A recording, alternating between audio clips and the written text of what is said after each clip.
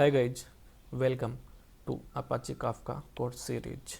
In this tutorial series, I will deep dive into all Apache Kafka concept. First, I am going to cover the theoretical part of Apache Kafka. After that, I will cover the practical part. We will do the hands-on by using Spring Boot Maven project to demonstrate Apache Kafka all concepts.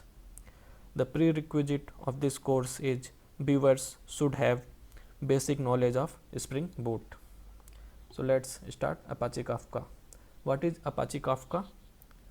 Apache Kafka is a broker or mediator between the message senders and receivers. We can call source system as a producer and target system as a consumer in Kafka terminology. As mentioned here, it allows us to send data from source system to target system. It helps us build real-time data pipeline and streaming apps.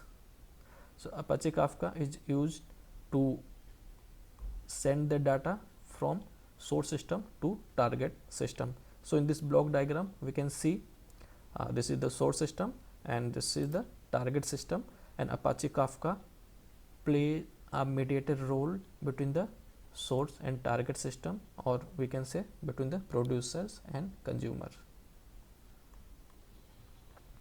Kafka acts as a central messaging hub, allowing applications or producer to send data to Kafka topic without directly communicating with consumer.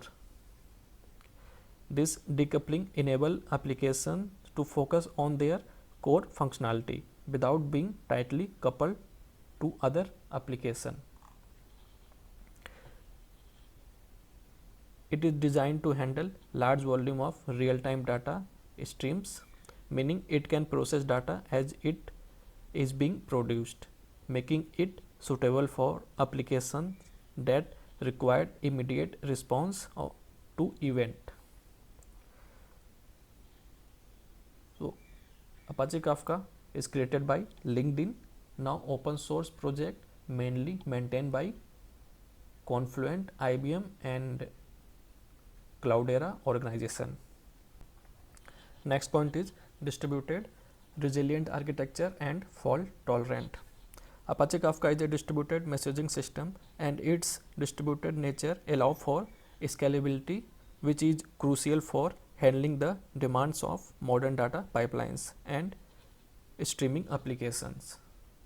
And it also having resilient architecture. Kafka achieves resiliency through a distributed and replicated architecture. And for the fault tolerant, Kafka replicates data across multiple brokers, ensuring that data remain available even if some brokers fails. Next point is horizontal scalability. Can scale to hundreds of brokers. Kafka is built to handle massive amount of data and can be scaled horizontally by adding more brokers to the cluster, which allows for parallel processing and efficient data distribution. And it can scales to millions of messages per second. This is the case of Twitter. Next point is high performance. Latency of less than 10 millisecond.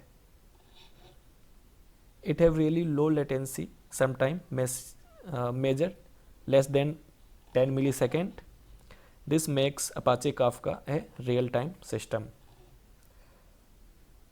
And next point is used by the 2000 plus firms, 80% of the Fortune 100 companies.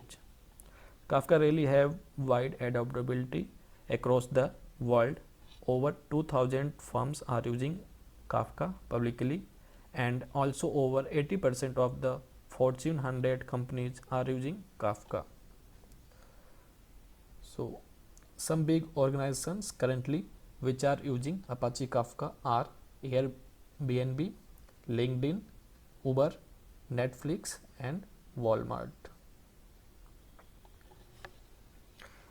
Apache Kafka use cases. So these are the few use cases of Apache Kafka. First use case is messaging system. Kafka can handle a large volume of messages with high throughput, making it suitable for real-time data processing like Twitter and other messaging applications. Next point is activity tracking. So Kafka can be used for activity tracking. Now in these days, applications and websites generate activity events like website visit, clicks, page view, searches and form submission. We can track all these activity using Apache Kafka, gathering metrics from many different locations, and by analyzing the incoming metrics streams, Kafka can be used to detect anomalies or deviations from accept or we can say from accepted behavior, and alert can be triggered based on predefined threshold.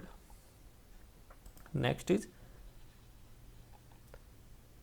applications log gathering.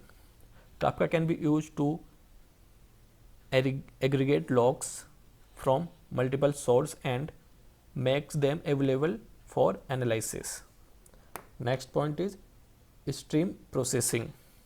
Kafka is used for real-time processing of continuous streams of data.